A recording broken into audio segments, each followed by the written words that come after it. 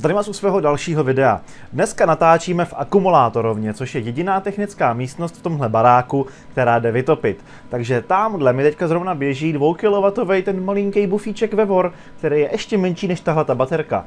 A ten 2 kW bufíček mi tady tuhletu místnost krásně vytopí. Dnes tu mám na test baterii VODcycle 12 V, respektive 12,8 a 314 Ah mini Smart Bluetooth. To, že se na ní píše mini, tak už se tomu pár lidí smálo, kteří to viděli naživo. Každopádně vždycky jsem jim řekl, hele víš co, podívej se, jak je velká olověná baterie, která má 300 Ah, jo. Takže většinou se potom podívali, zjistili, že je dvakrát tak velká a no jo, tak ono to asi bude mini. Aktuálně tahle ta baterie konkrétní má za sebou nějakých 55 cyklů za kontrolovaných podmínek a pár cyklů navíc udělala, když jsme ji používali, když jsem ji zrovna k něčemu potřeboval. V minulosti jsem testoval a recenzoval baterii VODcycle 12 V, respektive 12,8 V, 100 Ah mini Smart, která byla a stále ještě je výborná baterie. A všeobecně ji vlastně doporučuji dodnes. Sranda je, že tehdy jste vlastně vykoupili sklady a to hned dvakrát, takže některý lidi na ně bohužel čekali přes 2 měsíce. Tuhletu její větší ségru, která má řekněme 3x tolik ampér hodin a watt hodin, bohužel doprovázela velká řada problémů, který jsme s VODcyclem, čili s tou firmou VODcycle, aktivně řešili. A mnoho z těch problémů vyřešili updaty firmwareu nebo updaty aplikace. Co mě zaskočilo ještě víc je fakt, že nikdo až na Willa Prauseho, Will Prause, ten je na YouTube, to se klidně podívejte a bude na ně odkaz ještě na konci, tak si nikdo nevšiml žádného problému. Těch problémů tam bylo hodně, hromada z nich byla prťavá, ty se vyřešily během jednoho updateu a nějaký byly větší, o těch si ještě řekneme. Přitom těchto baterek zákazníkům zdechlo celkem dost. Will Prause si všiml konkrétně jednoho z X problémů při konkrétně vybíjení a udělal kolem toho pěkný humbuk, VODcycle si toho všimli a opravili to. Ale ovšem Will Prause teďka zrovna řeší nikoli VODcycle, ale řeší Battleborn, což jsou velice předražený a značkový baterie, které se zákazníkům tavějí a sáknou elektrolyt a vlastně neutažený šroubový svorky, tak Battleborn tvrdí, že to je bezpečnostní mechanismus. Jo? Jenom podotýkám, jsou to drahý LiFePO 4 akupeky, které mají všechny certifikace, mají všechny papíry, všechny samolepky, všechny štemply a jsou to baterie, které se lidem tavějí, které mají vyloženě výrobní vady. Můj názor, jakožto průmyslového elektrikáře a taky testera a recenzenta, je ten, že v dnešní době jsou už papíry, akorát tak na utření si zadku po velké potřebě. Krásný příklad je třeba německý TÜV, který nedávno začalo házet vidle do zkoušeček. Dneska už nekoupíte zkoušečku, která by měla NCV nebo live měření, nebo detekci vodiče pod napětím. Protože TÜV to prostě arbitrárně zakázal. Že má něco dneska UL certifikaci nebo GS nebo většinu jiných certifikací, tak to už dneska prostě nic neznamená. Když tyhle ty organizace jsou narvaný kravaťákama a manažerama, který řeší svoje nějaký arbitrární požadavky, ale nic důležitého a nic užitečného z nich nikdy nevypadlo. Ty lidi to ani nepoužívají to, o čem rozhodujou. Takže nám tady zbývá jediný. Sledovat na ty věci recenze a testy. Pořádný recenze a testy. Nejenom, že týpek z toho zapojí ledničku a žárovku, lednička chladí, žárovka svítí. Všem to doporučuju, kupte si to přes můj affiliate odkaz. Samozřejmě nesmí chybět, když jsme u toho affiliatu, typický prohlášení. Společnost VODcycle mi poslala produkty zdarma na otestování. Vlastně do tyhletý recenze mám pouze tohle a tohle, tohle už v recenzi bylo. Tak poslali mi to zdarma na otestování a jedinou podmínkou pro mě, co musím já splnit, je vydat recenzi. Nejsem nijak motivovaný nebo nucený, abych zkresloval obsah recenze nebo cokoliv, co tady říkám nebo co tady dělám. Pozor na jednu věc. A to jsou affiliate odkazy. Jakmile vám někdo dá odkaz na produkt, kde je v adresním řádku ref rovná se a potom nějaký heslo, běžně to bývá třeba jeho jméno nebo jeho příjmení, tak se jedná o affiliate odkaz, že on byl jako referent, který vám to jako poskytnul, který vám to doporučil. Skrze affiliate platformu, tedy systém, který sleduje, co kdo koupil, skrz ten odkaz a tím refem, se potom sleduje, prodejce to sleduje, kolik se toho prodalo přes toho konkrétního člověka. Je to něco něco jako když máte něco na doporučení a vy potom musíte říct, kdo vám to doporučil. Tady máme na ukázku affiliate obrazovku od Cyclu. Běžej na technologii GoAv Pro, což běží většina firem. Jakmile vám kdokoliv podstrčí odkaz na LiFePod 4 baterku s tím refem, tak to on dostane z každého prodeje nějakých 5 až 6 %, některý výrobci dávají i 8 % provize. On tedy vydělává na tom, že vám tu věc doporučí a že vám na ní podstrčí odkaz. Máme tady střet zájmu. Ve facebookových skupinách ohledně baterií, ale i jiných věcí, nesouvisejících s tímhletím, se to podobnýma lidma jenom hemží. Oni si prostě u nějaké firmy si založí affiliate, aby měli provize z prodejů a potom podstrkujou ostatním svoje affiliate odkazy. Klidně i sem tam založou, klidně špatné věci zlehčej nebo dobré věci zveličej. Prostě jsou to, já bych tomu řekl, už polopodvodníci, protože vám neříkají úplnou pravdu a rozhodně nejsou upřímní. A rozhodně si myslím, že by mělo být pravidlem, že kdokoliv vám dá něco podobného, jako je affiliate odkaz, nebo je s tou firmou nějak spojený, tak vám musí říct, že tam má střet zájmu. Bohužel nic takového nemáme u nás v České republice. Ale on si na ně zase došlápne berňák, protože to mají příjem, který v podstatě oni nezdaňujou, protože skoro ani není jak, protože není podepsaná smlouva, i když vlastně podle zákona smlouva podepsaná je, jenom ona skoro jako neexistuje. To je fuk. Můj konkrétní affiliate program, to znamená ref rovná se Jirybecker, je nastavený tak, že já mám provizi 0%. 0. Opravdu 0. A s WhatCycle jsme se dohodli, že ty procenta, co bych jinak měl, tak ty procenta se převedou na slevu pro vás. Proto přes moje affiliate odkazy, čili ref rovná se Jirybecker, je sleva 10% na všechny produkty WhatCycle a na vybraný produkty je sleva dokonce 12%. Třeba na tu 100 Ah to teďka koupíte přes můj odkaz se slevou 12%. Já z toho nemám ani halíř. Mně jedno, jestli se prodají 2 nebo 160. Já z toho neuvidím v ani jednom případě ani halíř. Ty provize jsem se vzdal pro transparentnost a ve výsledku vlastně ještě ušetříte, protože ten WhatCycle jsem s tím uháněl, aby ty procenta převedli a nakonec jim to schválili. Takže vlastně to, čeho jsem se já vzdal, tak to vy máte ještě k dobru, že ještě ušetříte víc. Mimochodem třeba u Sunstru, to je ten bufík, ten Sunster TB10, který celkem dost jako doporučuju, protože to je velmi kvalitní Čína, tak u toho Sunstru, přímo na jeho obchodu Sunster Direct, který vlastně odesílá z EU skladu, tak tam přes můj affiliate, respektive s mým slevovým kódem, je sleva 30% dokonce. Jo, takže teďka třeba kupovali kluci tadyhle z jednoho klubu, nebudu říkat jakýho, je to klub ZS, registrovaný u soudu, zájmový spolek, tak kupovali bufíka i s tlumičem Sunster, který je velmi kvalitní a vyšel je celkem na 3000 korun. Jo, kvalitní bufík. Takže pro koho tahleta baterka je? LiFePod 4 akupeky všeobecně jsou taková, řekněme, mnohem lepší náhrada za olověné baterie, anebo případně za louhovky. Litiovky nemají skoro žádný samovybíjení, vydrží tisíce cyklů pracovních, olovo vydrží jenom desítky až maximálně pár set, záleží, jak jsou hluboký. A litiu navíc nevadí, když ho vybijete, třeba na 20%, a ono se potom bude válet někdy 2 měsíce vybitý na 20%. Nic se mu nestane. Takže pro tyhle ty důvody a hromadu dalších se LiFePod 4, konkrétně tato technologie, používá ve všech normálních fotovoltaických systémech. Tenhle ten není normální, ale taky má LiFePod 4. Dále se používají v karavanech, používají se v obytňácích, používají se v obytných dodávkách, obytných pick-upech, používají se v malých ostrovních fotovoltaických systémech, někde na nějaký chatě nebo na nějaký zahradě nebo nějaká vzdálená garáž. Používají se prostě všude možně, dokonce i v power stationech. V dnešní době už většinou jsou LiFePod 4 baterie a tak dále a tak dále.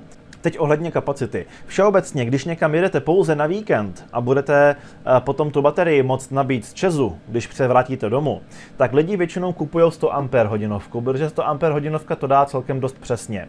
Energie v ní uložená je 12,8 V nominálně, krát 100 Ah hodin, to je 1280 Wh, teda asi 1,3 kWh. Tohle to obvykle utáhne kompresorovou lednici, naftový bufík a nějaký světýlka, nějaký nabíjení si mobilu a tak dále. A dávám to celý víkend.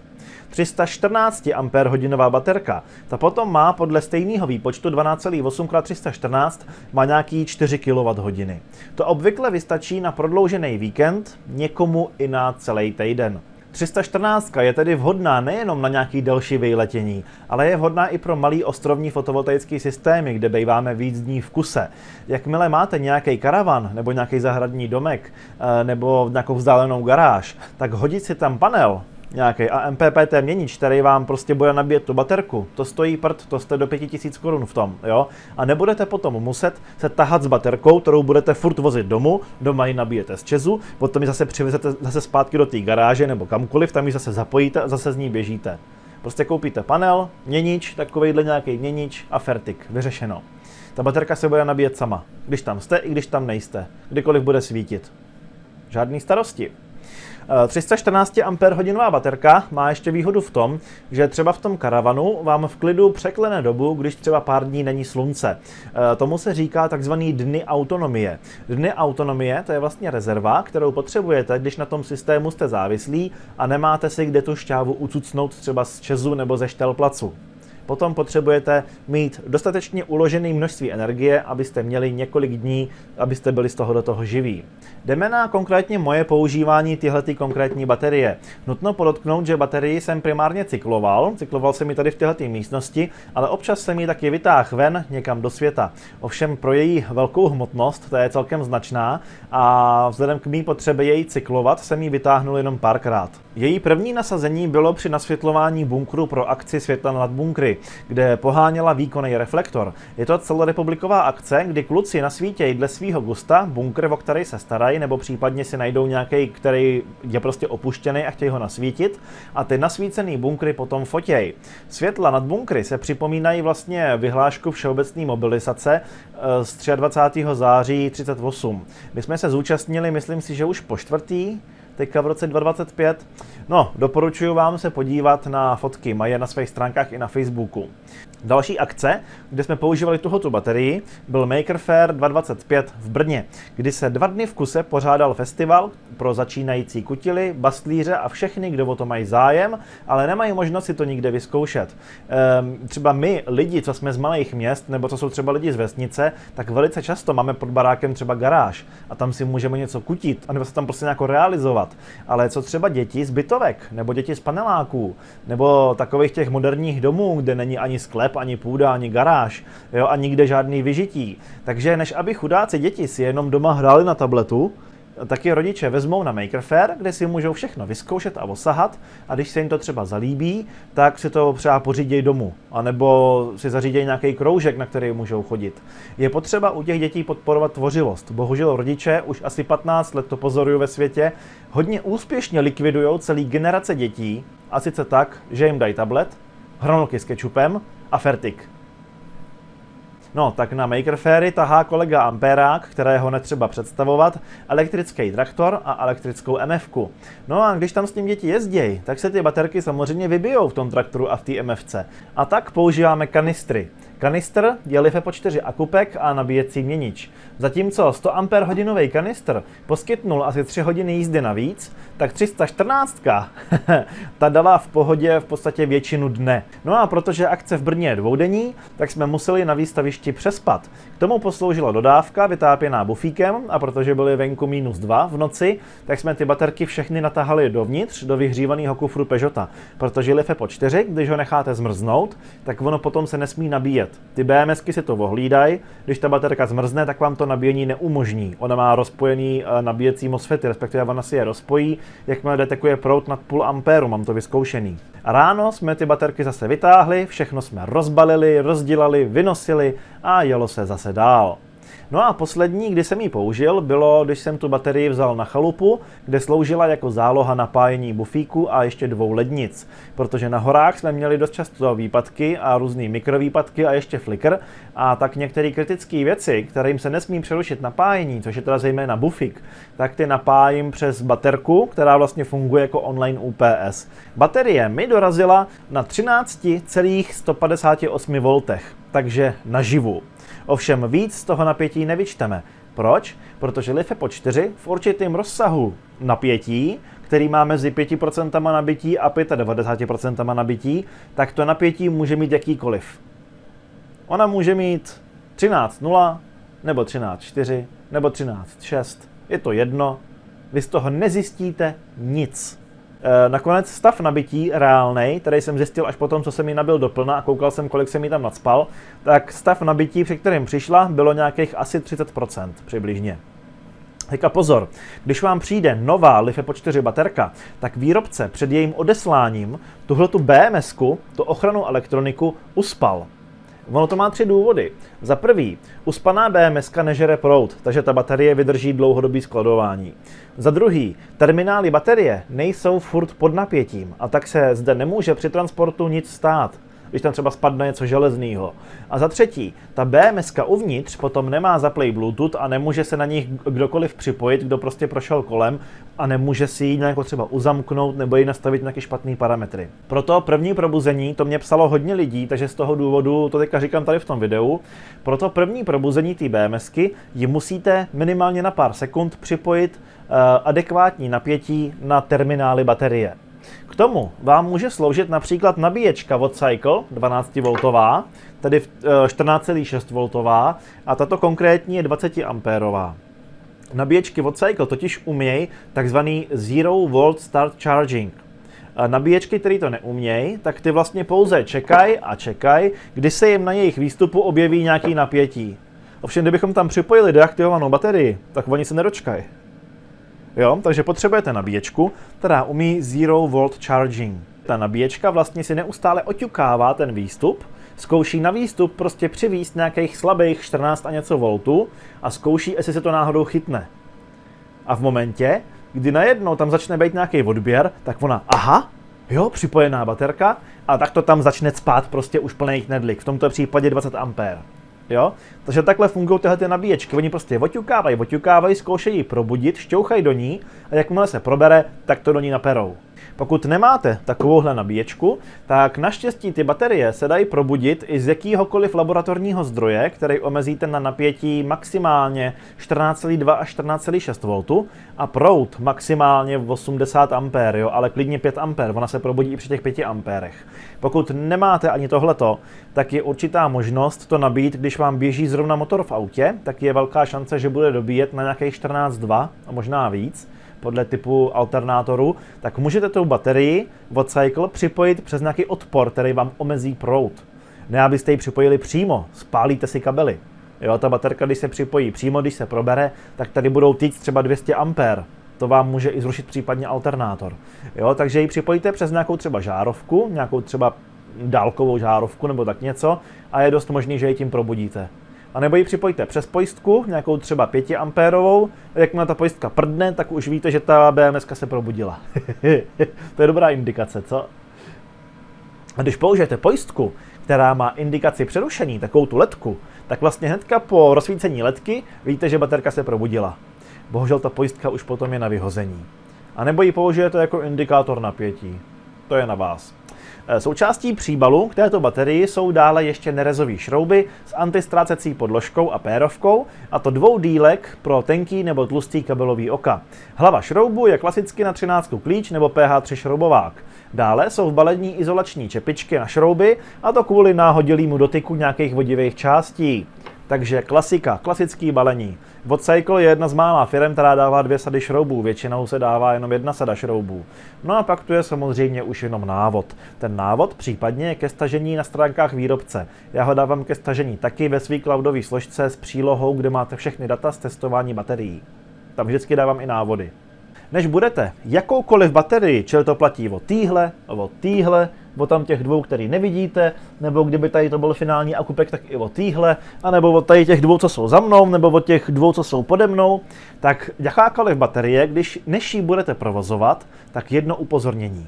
Mluvil jsem o tom celkem dost ve videu o základech o LiFePO 4 bateriích, ale některý lidi to video neviděli a potom mě vytýkali v jiných videích, že neříkám nic o pojistkách. Já jsem to říkal v tom všeobecném videu. Všeobecný video slouží pro všeobecné informace o LiFePO 4 A pak už jsou jenom recenze na jednotlivé baterie, kde já nebudu opakovat to, co jsem říkal v tom předchozím videu, protože to by ty videa byly mnohem nafouklejší. Takže já říkám jenom věci specifické pro tu konkrétní baterii. Ale protože prostě někteří lidi jsou natvrdlí, bohužel, tak to řeknu ještě jednou a konkrétně vám ukážu tu terminálovou pojistku, o které jsem v tom videu tehdy mluvil. Tohle je terminálová pojistka. Je to speciální druh pojistky, který je přímo stavěný pro takovéhle baterie. Díky tomu, že ona v podstatě mění šroub za šroub, tak se nechá 1:1 namontovat, že tadyhle sundám to kabelový voko, místo něj dám tady tu pojistku a to kabelový voko připojím semhle nahoru. Takže je to v podstatě 1:1, nemusím nic předělávat, to původní voko s M8 mě může klidně zůstat, to není žádný problém, jenom se trošku posune, to je všechno. A mám to odjištěný. Tahle ta konkrétní pojistka je 200 A na 58 V, takže do 48 V systému bych to asi netahal úplně. A je na vás, co si tam dáte za pojistkovou vložku. Prodávají se, si myslím, od 40 do 300 A, takový něco to je. Jo? Takže normálně, když vám ta pojistka prdne, tak všechno odšroubujete, vyndáte ji a pak tam dáte novou pojistkovou vložku, šup a znovu ji zase přišroubujete. Dokonce se dělají i dvojitý držáky, kde máte dvě pojistky vedle sebe. To taky případně, pokud proto máte využití. Pokud si chcete třeba odjistit třeba solo výstupy, což je třeba měnič a takovýhle věci a solo vstupy, třeba MPPT, tak můžete, není problém. Jo? Tak klidně použijte dvě terminálové pojistky vedle sebe. To jsou takhle prostě dvě vedle sebe a je to trošku dražší. Tyhle ty terminálové pojistky koupíte normálně na AliExpressu a ta tavná pojistka je rozhodně lepší, než tam nemít nic. Některý lidi říkají, tak ale k čemu je tam BMSka, k čemu je tam ta ochranná elektronika? Ta BMSka je hromada křemíků. Hromada křemíků, kterou ovládá křemík. Když tam přijde nějaká velká šlupa z nějaký indukční zátěže, tak ta velká šlupa může propálit skrz ty MOSFETy, které tam jsou, ty tranzistory, a potom ta BMSka v podstatě bude jako jeden vodivý drát. A někdo už ji nezastaví. Nebo se může ta elektronika v ní nějakým způsobem zbláznit, nebo může vyjít nějaký špatný update, nebo ta elektronika se může zaseknout. Je tady milion různých důvodů, proč ta BMSka nemusí zareagovat. Ve většině případů BMSka zareaguje, BMSka odpojí vybíjení a potom se sama resetuje třeba po 60 sekundách nebo po 5 minutách a tak dále. Jo? Ale stejně je to elektronika, která může selhat. A dát tam takovouhle pojistku je otázka nějakých 300. Jinak samozřejmě pro účely v tomto videu jsem tam tu pojistku nedával, abych vám ukázal, jak to dělám konkrétně já, protože já každou chvíli do těch baterek připojuju něco jiného. Takže jsem si vyrobil takovýhle propojky, kde je vlastně pojistkový držák a já si tam potom jenom dávám automobilní pojistku, jako zrovna potřebuju. Tohle je pouzdro z AliExpressu, to je do 30 A a pokud byste tam chtěli dát 40, tak na to jsou takový pouzdra z TMEčka, takový bílý, ty mám třeba tamhle někde hozený. Tadyhle to asi nevidíte. Jo? Takže do 30 A v pohodě to z toho AliExpressu a na víc ampér bych dal to z toho TMEčka. Samozřejmě, ale v mém případě je tady jeden problém. Já tu pojistku vlastně dávám až někam sem. Je to z toho důvodu, protože prostě to je pro mě jednodušší. Jo? Tahle ta část je neodjištěná. To znamená, kdybych já ji měl takhle někde položenou a přišla by nějaká třeba železná deska s ostrou hranou a ta železná deska by na to takhle spadla, tak ona vlastně prořízne tu izolaci těch dvou vodičů a udělá tvrdý zkrat. Ten zkrat je dost možný, že ta BMSka na něj zareaguje až za nějakou dobu, takže mezi tím tady bude pěkný smrádek. Jo? Takže u mě třeba tohle je zrovna špatně, já bych správně měl mít tu pojistku vřazenou semdle na ten plus terminál, čili tohle je odjištěný tou nějakou, já nevím, tohle je zrovna 200 amperová pojistka a tady to je potom odjištěný tou 30 amperovou pojistkou. Já bych to měl mít správně s tímhletím, ale já pro účely testování jsem tam tu pojistku nedával, protože kdybych tam tu pojistku dal, tak ta pojistka má i nějaký vlastní přechodový odpor, má nějaký vlastní odpor i těch vodivých částí a vnesla by mi tam chybu, protože ta pojistka by protápěla nějaký výkon. Jo? A potom by moje měření bylo nepřesný. Takže z toho důvodu já pro svoje účely tam tady tu pojistku jsem ji tam nedával, ale vy ji tam vždycky dejte. A teď nabíjení. Baterii je možný nabíjet z klasického MPPT měniče z fotovoltaického panelu, nebo ji můžete nabíjet laboratorním zdrojem, nebo nabíječkou do sítě, nebo DC-DC měničem, anebo modelářskou nabíječkou. Tady mám zrovna 1, 2, 3, 4, 5, 6. modulářských nabíječek. Pokud budete baterii provozovat v malým fotovoltaickém systému, tak u toho MPPT měniče si absorpci nastavte na 14.4 a float na 13.8. Pozor, když ta baterie je nová, když vám zrovna přišla, anebo když ta baterie dlouho někde stála, a nebo pokud ta baterie už nějakou dobu nebyla na 100%, aspoň několik dní v kuse, tak ta baterie může mít trochu rozbalancované články. Problém je v tom, že LiFePO 4 se můžou balancovat až někde kolem těch 100%. Dřív oni prostě nejdou balancovat. Takže pokud jsou na 50%, není možné je balancovat. To jde pouze lithium-iontové baterie, protože lithium-iontové baterie těm krásně stoupá napětí s nabitím. Ty LiFePO, prostě jak jsme říkali, mají v tom určitém rozsahu prostě nějaký random napětí a je to úplně šum a fuk, jaký to je zóna napětí, prostě vám to nic neřekne. Jo? Takže pokud ta baterie nebyla dlouho balancovaná, čili nebyla dlouho na 100%, tak ty články můžou být trošku rozhozený. Pokud ty články jsou takhle rozhozený, tak nastavte absorpci ne na 14.4, ale na 14,0 V. A teprve, až se v aplikaci od Cycle podíváte na jednotlivé články a až ty všechny články budou mít každý článek 3,5 V plus minus třeba 0,01 V, tak teprve potom můžete zvednout absorpci na 14,2 nebo 14,4. Ale dřív ji nezvedejte.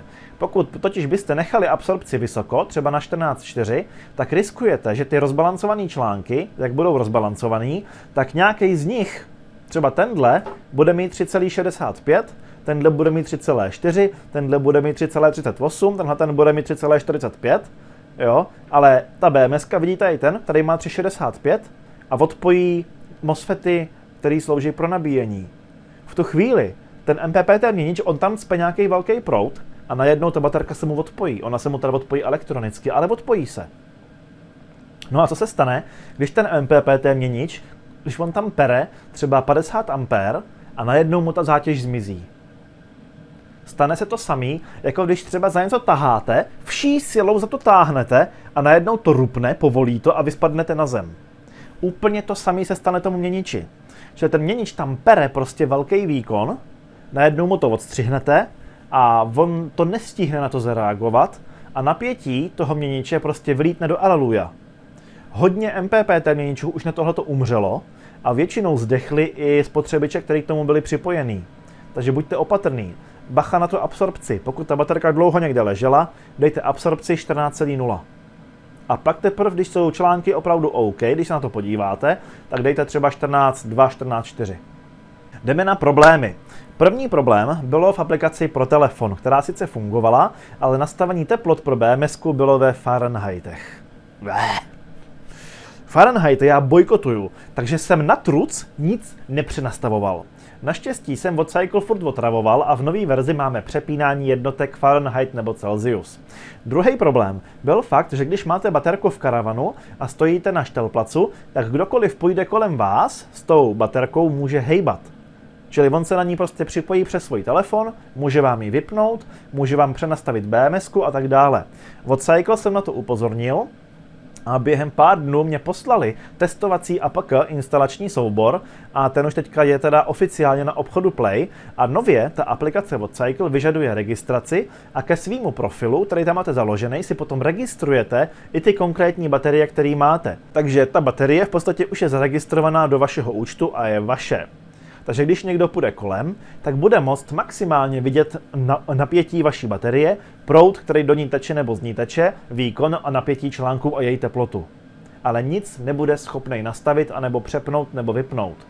Další problém, aktuálně v řešení, a to je, kdy ta aplikace vyžaduje internetové připojení, aby se vlastně přihlásila k tomu vašemu účtu. Kvůli tomu to třeba mě v tyhle akumulátorovně nefunguje. A osobně jsem zastáncem toho, že tyhle věci prostě musí fungovat offline.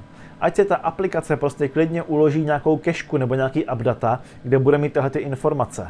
Pak je tu velký problém, kvůli kterému už hodně lidem tyhle BMSky zdechly. A to sice, že tahle baterie původně nebyla stavěná pro paralelní provoz. Já jsem si toho všimnul vlastně během toho, co jsem ji cykloval a následně jsem to i dvakrát experimentálně vyzkoušel. Během těch experimentů jsem spálil celkem 3 pojistky, pak jsem to zkusil znova a zase jsem spálil další pojistky. Jen tak mimochodem, během svého testování různých baterií už jsem spálil tohleto množství pojistek. Ty oranžový jsou 40, žlutý jsou 20 a zelený jsou 30. Jo? Takže tohleto jsou všechny moje spálené pojistky.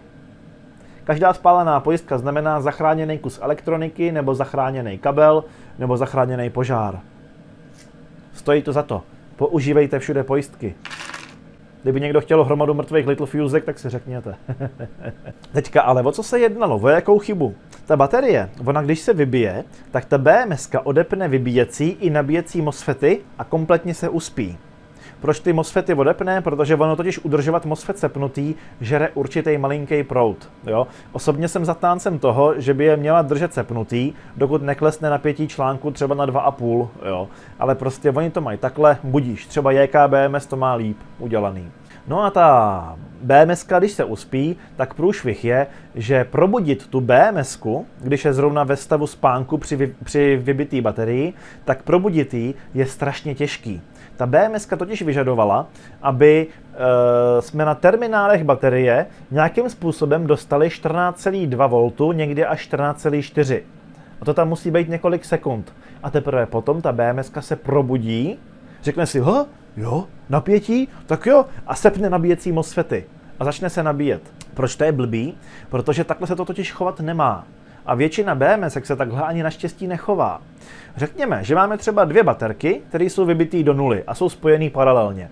100 Ah a 314 Ah. Řekněme, že ty baterie jsou prostě takhle hezky spojený k sobě, bez té pojistky. To je ještě horší. A k ním je prostě připojený nějaký nabíjecí MPPT měnič, nějaký EASUN. Tam ten bílej nebo tady ten vlevo nahoře. Jo? Měnič EASUN umí probouzet vybitý baterie. Takže ty baterky tam leží vybitý, je tma, ráno vysvítne sluníčko, EASUN se probere, rozsvítí se mu displej a řekne, hele slunce, hele na výstupu není žádný napětí, to asi nějaká baterka bude vybitá, já ji zkusím probudit. A ten EASUN pomalinku zvedá napětí, volt po voltu a zvedá a zkouší hezky pomaličku a zkouší, jestli se baterka probudí. Takhle ten EASUN je prostě skvělej tady v tom, jo. Teďka. On to furt stoupá a jakmile z toho EASUNu jde třeba 13,2 V, tak se probere ta 100 Ah. A řekne si, hele, šťáva, jo, paráda, jdu se nabíjet. Probudí se úplně do stavu, řekněme, bdělosti, sepne nabíjecí MOSFET a začne se nabíjet. V momentě, kdy ta baterka se začne nabíjet, tak ta baterka vlastně zatíží ten měnič fotovoltaický a to napětí klesne z nějakých 13,2 na třeba 12,4. Protože tam prostě teče už nějaký proud, takže to klesne, máme to pod zatížením, jo. No a takhle to potrvá třeba 3 hodiny, řekněme, ta 100 Ah už bude mít 95% energie nabito a napětí systémový bude třeba 14,0 V. No a slunce svítí dál, napětí stoupá, baterka se ještě nabíjí, sluníčko pořád pere do panelů, až se ten fotovoltaický systém dostane na 14,2 V. Kdy ta 100 Ah má už 99% nabito a ta 314 se svými 0% se teprve začíná probouzet. BMSka v té 314 si řekne, hele, 14,2? No já jdu sepnout MOSFETy. Vidíte ten problém? Ten problém je, že máme paralelně spojenou baterku na 99% a baterku na 0%, která se zapomněla probudit. A ta na 0% se teďka hodlá připnout. Takže 14,2 V, 99%, tahle se zrovna probouzí a připne MOSFETy. V tu chvíli začnou týct obrovský vyrovnávací proudy. Ty vyrovnávací proudy jsou v závislosti na kabeláži řádově stovky ampér. No a ty BMSky nejsou dost rychlí na to, aby zareagovaly na takhle velký proudový přetížení. Takže co se stávalo, že ty BMSky se prostě spálily. Stejně jako se vám spálejí prostě vodiče od baterií, tak tady v tomto případě se spálily tranzistory. Navíc, zejména ta 100 Ah baterka, pokud by k tomu teda byla připojená, tak bude pěkně horká, protože z těch 100 Ah článků, které jsou stavěný dlouhodobě asi na 80 A, tak z nich budeme tahat třeba 400 A. Jo? Takže v tu chvíli začnou týst tak obrovský vyrovnávací proudy, že tu budeme mít 2 mrtvé baterie, respektive 2 baterie s mrtvýma BMSkama. V mém případě, když já jsem to zrovna zkoušel experimentálně, abych si to vážně ověřil, tak jsem měl všude vřazený pojistky. Jo? Ale byli tu lidi, kteří bohužel tam ty pojistky neměli. To byli bohužel lidi, kteří si všimli v mýho videa o té 100 Ah a buď to si řekli, že když tak parádně chválím tu 100 Ah, tak ostatní budou taky dobrý. A tak šli a koupili si jinou baterku od stejného výrobce. A bohužel je třeba nenapadlo, aby se mě třeba zeptali e-mailem nebo na Facebooku, jak na tom ty baterky jsou. Prostě ji koupili na blind. A nebo jim stačilo, že na tu 314 vydala recenze hromada i našich youtuberů, v Česku i na anglické YouTube scéně, i v Německu a kdekoliv, tak se prostě podívali na nějakou, já nevím, anglickou recenzi, na německou a na českou a řekli si, jo, ta baterka je dobrá, jo, dobrý, tak si ji koupili si dvě, spojili je potom paralelně a bum, a přišli o BMSky. Takže zatímco já jsem tyhle ty problémy aktivně řešil s Vodcyclem a přesně jsem je zjišťoval a adresoval a u toho jsem pálil drahocenný pojistky Littelfuse, tak během toho se několika lidem spálily BMSky v paralelně zapojených 314. Samozřejmě ano, taková terminálová pojistka, kdyby oni ji tam dali, tak dost možná ty BMSky běžely dodnes a jenom by měnili tyhle ty pojistky, což tahle pojistka stojí asi kolem 100 koruny. Jo? Což je podle mě levnější, než mět celou BMSku. Ale oni to nevěděli, protože nevěděli moje video o LiFePO 4 začátcích. No. Dneska už tyhle ty baterie na mou horlivou urgenci umějí paralelní režim. A to režim buď to Exact Match, anebo režim Compatibility. Exact Match používejte pouze, když budete mít jenom baterie od Vodcyclu a všechny stejně nastavený. Režim Compatibility, ten by potom měl být citlivější a BMSka by měla snadněji se probudit. Pozor! Musím to říct explicitně, řeknu to teď a řeknu to vám prostě přímo na plnou hubu. Tahle ta funkce není ve výchozím stavu zapnutá. Musíte z nastavení, čili se na ní připojíte s telefonem a v nastavení té BMSky musíte si jet dolů, najít si paralelní mód, zapnout ho a dát tam asi ideálně ten režim Compatibility. Jo? Musíte to zapnout. Z výroby to není zapnutý. Pokud to nebude zapnutý, ta BMSka se bude probouzet až na těch 14,2 až 14,4 V. A bude bum! No, pak je tu další problém a ten se týká jenom konkrétně mýho tohoto kusu, tohoto rozřezaného, otevřeného. A nemá to nic společného s tím, že jsem to rozřezal, protože ta chyba byla už předtím. Moje BMSka nebalancuje. Zkoušel jsem ji i zrestartovat, jak přes aplikaci, tak i odpojením od napájení, prostě nebalancuje. Podle všeho bych měl být jediný, komu tohoto konkrétně nejde. Přesně podle mnou vymyšlené metody testu balancu to potom zkoušeli i přímo ve Vodcyclu na dalších bateriích a jim to fungovalo, ale mě to prostě nebalancovalo. No a poslední problém, který platí pro takovéhle baterie celkově, někdy ty BMSky dokážou ve vybitým stavu vlastně usnout a už je nejde probudit. Vím si myslím, že o 2 případech z několika set prodaných kusů těhletý značky a pakliže BMSka nejde probudit ani s Origo nabíječkou, tak to prostě natočte na video, jak ji připojete k Origo nabíječce, měříte napětí na terminálech, že tam má těch 14,6 nebo takhle, co ona se snaží tam dosáhnout a mějte zároveň v ruce telefon, že prostě v aplikaci se nic neděje, potom třeba odpojíte nabíječku, připojíte žárovku a ono nic. Jo? Takže když tu chybu nahrajete na video, tak ji potom pošlete na podporu. Oni to potom vyřeší, pravděpodobně vám pošlou nový kus, jo, nebo to budou nějakou s váma řešit třeba nějakým updatem nebo tak něco. Pokud jste někde prostě, kde nejste schopný si tu baterii obstarat novou, nebo prostě spěcháte, anebo už jste někde vyjetý a stane se vám to, tak řešení je tu baterii opatrně otevřít. Jakmile ji otevřete, tak ji odpojíte balanční vstupy od článků. A potom počkáte třeba 12 hodin nebo tak nějak, aby se jí vybil superkondenzátor, který je tadyhle. Jakmile, nebo teda konkrétně Vodcycly mají superkondenzátor, některé BMSky nemají nic a ty potom stačí jenom odpojit a během chvilky znova připojit. Jo. Tadyhle je superkondík, čili musíte chvilku čekat.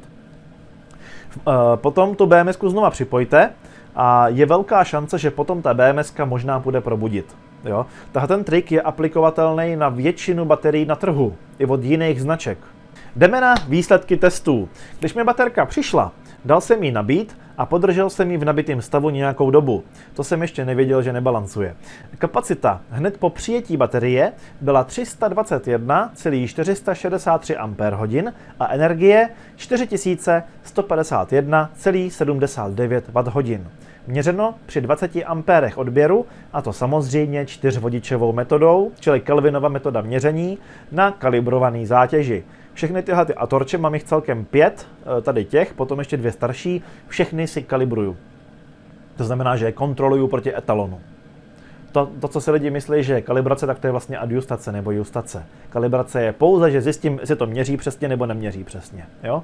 Tu baterii jsem následně cykloval. Nejdřív jsem ji cykloval prostě jenom přelejvání energie tam i zpět mezi vodcyklem a naší domácí fotovoltaikou a později jsme si nechali hodit na přístřešek panely. Ovšem trvalo to, než jsme vykopali díry pro kopoflexky a natáhli jsme si tam ty vodiče těma kopoflexkama a tak dále.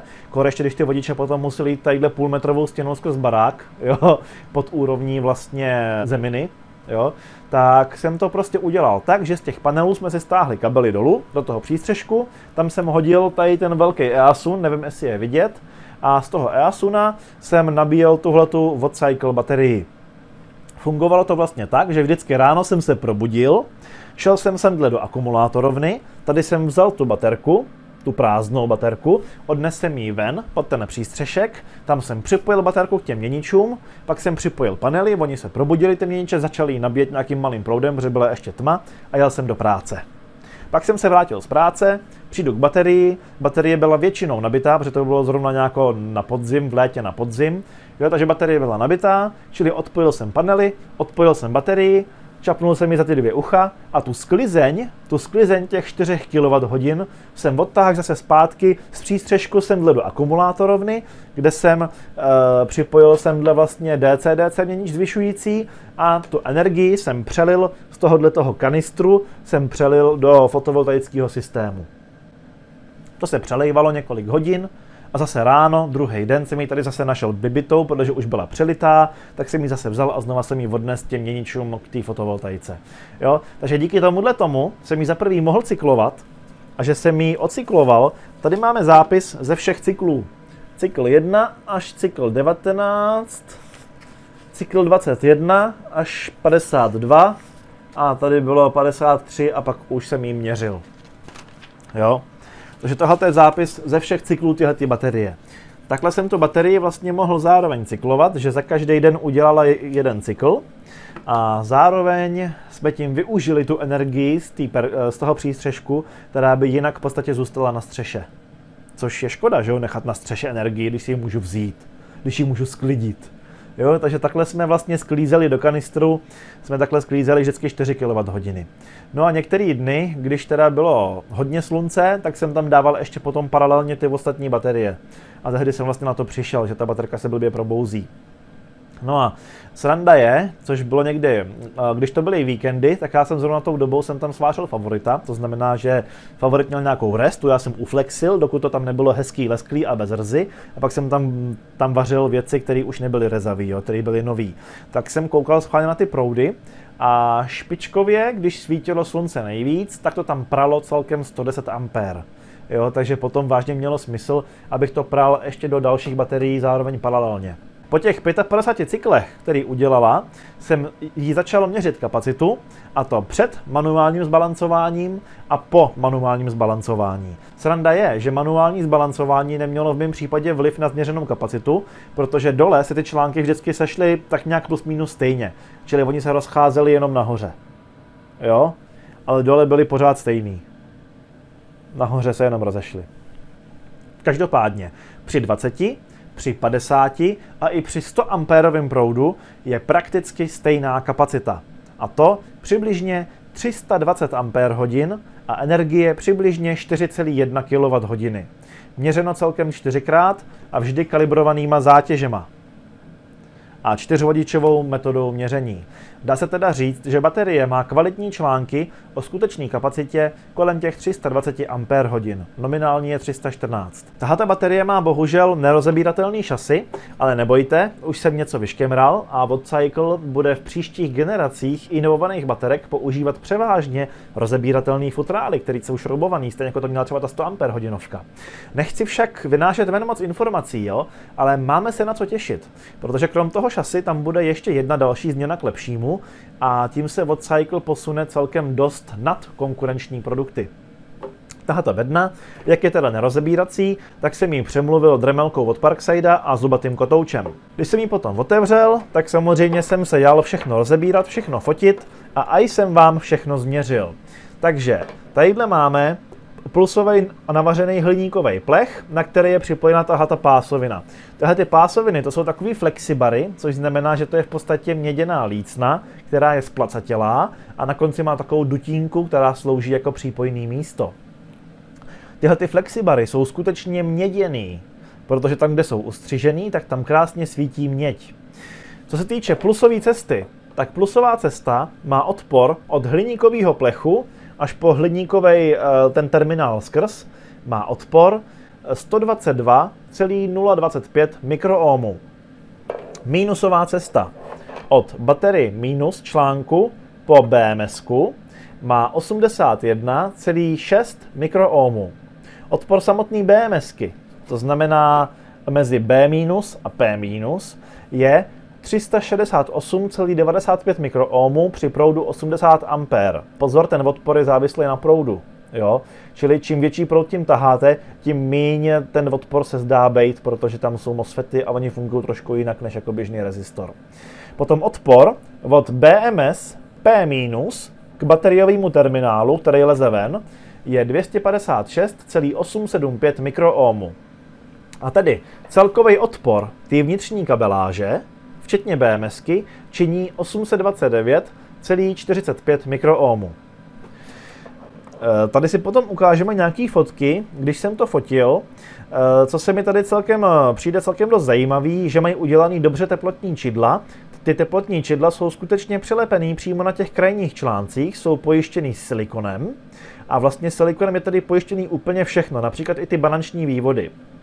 Co se týče nouzových ventilů, takový ty výdechy na těch bateriích, tak tady je to naprosto správně, protože podle výrobce článků, ať si každý říká, co chce. Jsou výrobci baterií, kteří vám říkají, že to je úplně jedno, ty lžou. Výrobci článků předepisují, že tyhle ty modré ventily musí být vždycky nahoru. Pokud nejsou nahoru, tak v těch bateriích tam je tekutý elektrolyt a když ty baterky jsou na bok, ty články jsou bokem, tak ten elektrolyt nesmáčí kompletně celý elektrody a ta baterka nebo ten článek potom nefunguje optimálně. Nehledě na to, že kdyby náhodou začal tlakovat, tak z něj bude stříkat elektrolyt. Když budou těma ventilama nahoru, tak si jenom ufouknou trochu smradu, takovej sladce chemický smrad to je, smrad z lítia. Jo? Takže kdybyste cítili sladce chemický smrad z takovýhle baterky, tak víte, že si ufoukla. Jo? A to by neměla samozřejmě za běžných podmínek. Jo? Takže tady to je montovaný přesně tak, jak udával výrobce těch článků, čili ventilem nahoru. A pro ty ventily tam udělali ještě prořez v tom, řekněme, mostu. Ty články jsou držený v ocelové konstrukci, která má asi centiák a půl z každého boku a mají ještě plechy po boku. Ta konstrukce teda dělá opravdu krásný stažení článků, čili ty články nebudou nikam nabobtnávat. Bohužel ta celá konstrukce nejde z toho šasy jen tak jednoduše vyjmout. Musel bych to šasy celý rozřezat a to už se mi nechce, protože vidím, jak to je dělaný tady. Tady to je dělaný velice krásně. Je to krásný ocelový šasy. Kdybych to měl dělat, tak to udělám klidně stejně. Prostě je to udělaný tak, jak to má být. A tak je to správně, tak to má být. Co se týče těchto propojů, to znamená propoje kolem BMSky, tak ty už jsou hliníkový. Ale jejich průřez je celkem dost dostačující, tady vám ho možná někde promítnu, pokud jsem ho dělal, já jsem ho měřil, čili tadyhle vám promítnu ten průřez a ten průřez je naprosto dostačující. Samozřejmě, že tyhle ty flexibilní dali měděný, protože to je jasný, kdyby tyhle ty flexibilní byly hliníkový, tak budou za prvý hodně topit, čili by museli být tlustší a za druhý s nějakou častou manipulací by potom mohly ty žíly praskat a to není moc žádoucí. Takže, kde stačil hliník, tam dali hliník. Kde je lepší dát měď, tam dali měď. Podle mě velice dobrý řešení. Tak to má být prostě, jako jo. Co se mi ještě u té BMSky moc nelíbí, když jsem koukal na balanční přívod, tak jsem koukal, jsou tam jenom 3 odpory, topný, a jenom 2 tranzistory. To je takový docela zajímavý. Nevím, jak tady ta BMSka, možná, že to je zrovna, že zapomněli osadit nějaký součástky, nevím. Jo, každopádně to je takový celkem dost zajímavý. Jo. Neviděl jsem to ještě. Jsou tady samozřejmě řady MOSFET tranzistorů pro nabíjení i pro vybíjení. Jsou tady krásně rozložené proudové cesty. A co se mi ještě líbí, že vlastně přívod mínusu je z téhle strany a vývod mínusu je z téhle strany. Čili všechny MOSFETy jsou rovnoměrně zatěžovaný. Kdyby ten vývod byl odsaď, tak vlastně MOSFETy, které jsou tadyhle, budou zatěžovaný víc a které jsou tady, budou zatěžovaný míň. A už se potom může stát, že tady ty budou víc hřát budou se víc opotřebovávat a taky můžou zdechnout. Tím, že jsou takhle rovnoměrně, že přívod je z jedné strany a vývod z druhé, tak tím jsou všechny zatěžovaný stejně.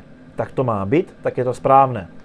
A tady potom máme ještě Bluetooth modul, ten je udělaný jako externí modul, který se připojuje do té BMSky, čili nechá se případně uživatelsky odpojit, teda pokud to rozděláte to víko, takže ten Bluetooth vlastně můžete deaktivovat a potom ta baterie bude mít ještě menší samovybíjení a nikdo se vám na ní nemůže připojit. Články v tomto případě, to už jsem vám řekl, jsou to EVE MB31 a všechny mají čitelný kód, ten kód není přebroušený, čili jsou to normálně články oficiální distribuce prostě EVE. Žádnej fake. No a mezi článkama samozřejmě víte, že se dávají takový žlutý přepážky, kterou vidíme tadyhle, takový ty epoxidové desky, ale tady šli o kousek dál a dali tam takovou měkkou červenou hmotu, která slouží pro vyrovnávání, řekněme, mikroprohlubní. Čili ty články na sobě nesedějí jakoby na tvrdo, ale mají tam určitou možnost lehký variace toho tvaru. Ono to je vlastně lepší, než to mít na tvrdo, protože ty články, oni, jak jsme říkali už při tom videu o tom boxu na 48 V, tak ty články, oni při nabíjení se přeci jenom lehonce nafouknou. Ono to je fakt jenom lehoulince, ono to je zlomek milimetru, ale mají tendenci se lehonce nafouknout. To je normální.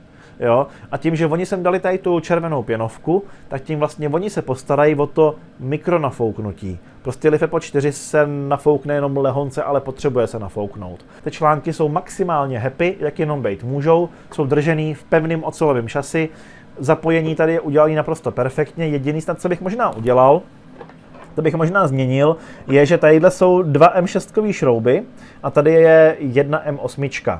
Já bych to udělal tak, protože tyhle ty flexibary, oni jsou hodně flexibilní, od toho ten název flexi, a vlastně když je stáhnete jedním šroubem, tak ono to vlastně drží jenom pod tím šroubem, ale to ostatní je odchlíplý, protože to je prostě flexibilní. Takže já bych to udělal tak, bejt nima, že by to bylo na 4 M6 šroubech v obou dvou případech, a potom by ten tlak se krásně rovnoměrně rozptýlil a ten flexibar by měl ještě o kus lepší kontakt. Myslím si, že by to hodně pomohlo stáhnout ty mikroohmy ještě o dost níž. Máme tu na test i 20 ampérovou nabíječku. Dával se vám na YouTube hlasování a právě tuhletu jste chtěli nejvíc. Nabíječku jsem používal několik desítek hodin tady běžela a nabíjela a mezi tím přestala teda smrdět novotou. Totiž má tady větrák a ten z ní foukal vzduch, který strašně smrděl takovým tím chemickým smradem z fabriky. To naštěstí časem přestalo, jo? Ale jako nepoužívejte ji prvních x hodin někde v prostoru, kde zrovna jste. Co se mi líbí je fakt, že ta nabíječka se za provozu neohřeje. Vodcycle má i třeba plastový 20 ampérový model a ten se trochu zahřívá. Zde to má vlastně hliníkový šasy a až příliš, řekl bych, výkonný ventilátor. Díky studeným teplotám vydrží kondenzátory a polovodiče velice dlouhou dobu sloužit. Tahle nabíječka je 20 ampérová a tedy 100 ampér hodinovku nabije z 0 na 100 za 5 hodin. 314 nabije za 16 hodin. Prosím vás, nikdy neplatí to, že nějaká nabíječka nezvládne nějakou baterku nabít. Nevím, kdo s tím prostě furt chodí na Facebook, nevím, kdo to prostě furt všude píše. Pokud vám někdo řekne, tahle nabíječka nenabije tuhle baterii, tak lže a nerozumí tomu. Každá nabíječka nabije každou baterii. I kdybych měl nějakou slabonkou, třeba 10 ampérovou nebo 5 ampérovou nabíječku, nějakou úplně slabou na motorku, tak stejně by i tady tu baterii byla schopná nabít. Sice by ji nabila až za několik dní, ale nabila by ji. Jo? Takže ampéry vám jenom říkají, jak rychle to nabíjí, ne co to nabije. Pokud byste chtěli rychlejší nabití, potom Vodcycle má ještě 40 ampérovou a má ještě 60 ampérovou. Tady pro tu baterii, tam v bohatě stačí ta 20, případně 40. Kdybyste používali 60, tak tu baterku už budete trošku víc opotřebovávat. Tady je potom fajn všechno, čili 20, 40 i 60. Pokud byste měli nějakou 80 ampérovou, tak to je taky v pohodě. A pokud byste sehnali nějakou 100 ampérovou, tak ta 100 ampérová už by na to dávala trošku jakoby nějaký zatížení, už by to jako trochu by to hřálo. Jo, trochu by se ohřála, ty články by potom měly třeba 28, jo, ale žádná hruza by to taky nebyla. A každopádně nedělejte to, že byste nabíjeli třeba 100 ampérovou nabíječku, byste nabíjeli 100 ampér-hodinovou baterku. Sice bude krásný, že bude nabitá za 1 hodinu, a ty články budou velice nespokojený a sníží se jim životnost. Nabíječka má vstupní IEC 10A konektor, který známe z počítačů. Já tady mám nyní tento přístroj japonské výroby, téměř řekl bych laboratorního typu, a jdeme si vyzkoušet, jak je na tom tato nabíječka s bezpečností. Takže pípneme si schválně, jestli kabel má zapojený PE kolík. PE. Paráda. Jdeme si vyzkoušet, kam je zapojený PE kolík v té nabíječce. Takže šasi nikde asi obnažený není, tak já to vezmu potom na nějakou hranou šroubku. Takže dám to teďka na PEčkovej pin a pokusím se nějaký šroubek vzít. Hele, QR kód. Jo, takže ten QR kód, tak ten je vypálený laserem. Čili šasi téhletý nabíječky je přímo spojený s PEčkem. Dále zkusíme, jestli náhodou to je zdroj self nebo pelv. Zdroje self mají oddělený výstup, jenom případně odrušený, a zdroje pelv, pozor, mají PEčko spojený s mínusem. Třeba počítače jsou pelvy. Já osobně mám radši self, protože potom to je galvanicky oddělený a můžete mít několik nabíječek, kolik chcete. Takže zkusíme, jestli je self nebo pelv. Minus nepípá, plus nepípá. Takže je to self. A se schválně podívám na odpor, jestli tam je nějaký vřazený odpor, třeba megaohm. Není tam vůbec žádný odpor. Stoupá to, čili je tam Class Y kondenzátor. Tak, to by bylo. Takže víme, že to je self. Víme, že je to třída ochrany, že vlastně máme kolík připojený na šasi. Já tento japonský přístroj zde uložím. A jdeme si vyzkoušet, jestli vydrží nějakou prdu ta izolace. Dáme ho na 1000 V a vyzkoušíme, jestli půjde proprdět. Takže fáze proti kolíku 1000 V.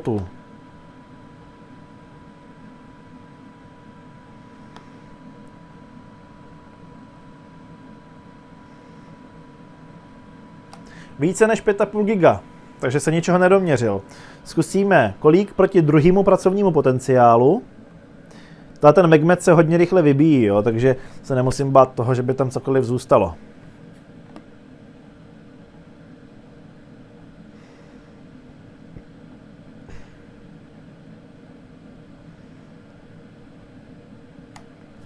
A nyní ještě zkusíme PEčko, čili ochranný potenciál, proti výstupnímu mínusu, protože znám lidi, kteří jsou schopní vám zapojit zásuvku tak, že si prohodí PEčko s Enkem a řeknou, že to je stejně, to má být spojený, jo? Takže jsou takovýhle lidi. A potom seženete třeba nějakou francouzskou prodlužovačku, která má fázi vpravo, jo? A sranda je na světě. Takže zkouška. Tady by byl jenom Class Y kondenzátor, takže pokud tam něco bude, tak to bude stoupat. Takže Class Y vydrží v pohodě 1000 V a neprovádí nic. Takže tahle ta nabíječka by se dalo říct, že je velmi bezpečná a je to celkem dost velký nezvyk, protože třeba víme, že tyhle ty šňůry obvykle bývají dvoupólový, že mají jenom 2 pracovní potenciály a na ten kostřící potenciál, na to PEčko, na to prostřední, se jaksi zapomnělo. Tady ne, tohoto je opravdu poctivý kabel. Bezpečný. Jo, průřez 3x0,75 bohatě stačí. Co se týče vývodního kabelu, ten má nějaký 1,5 m a je to průřezu, ty brďo, 12 AVG, ale já to chci v neretardovaných jednotkách. A tady to mám zrovna zakrytý, takže já to teďka odkryju, neboť abych tuto nabíječku mohl používat, tak jsem ji jaksi provozně předělal na XT60. Každopádně vám ta nabíječka přijde s těma kabelovýma okama, který já jsem tady použil k připojení mýho konektoru. Takže vám ta nabíječka přijde s kabelovým okem na M8 šroub, který se potom přišroubuje sem na ty terminály a můžete ho nabíjet. Ovšem vám doporučuji používat tyhle žlutý konektory XT60, který dlouhodobě vydrží 50 A, krátkodobě i víc, ale to je podle toho kabelu, který do něj připájíte.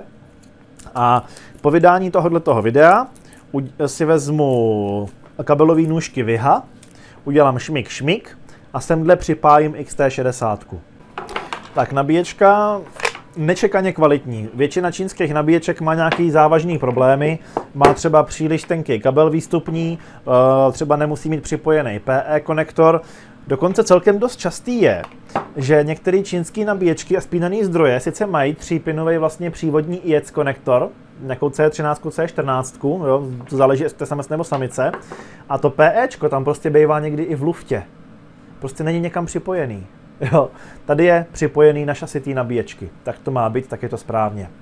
Tak, závěrem jsem rád, že jste toto video dokoukali až do konce. Chci poděkovat všem, kteří mě podporujete, ať jsou to členové kanálu, občasní i pravidelní přispěvatelé, ale i lidi, co zanechají pěkný komentáře, nebo jenom lajknou video, anebo ho sdílej mezi přáteli, anebo mezi svou třeba zájmovou skupinu.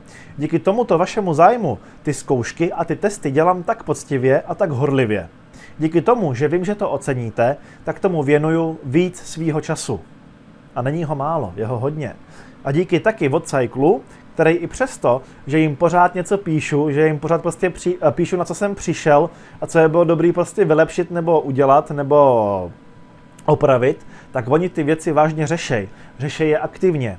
Víte, přístup firmy nepoznáte, když je všechno v cajku, ale poznáte ho, až když přijdou nějaký problémy.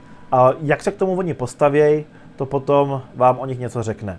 Vodcycle se k těm problémům staví naštěstí celkem dost čelem a i proto je všeobecně dost doporučuju. Pokud chcete vidět, jak to nemá vypadat a umíte anglicky, tak vám to hodím někde odkaz na Willa Prauseho a pokud jste to ještě neviděli, tak ještě tady máte někde odkaz na video o LiFePO 4 bateriích všeobecně, který jsem natočil. Tak, to je pro dnešek vše.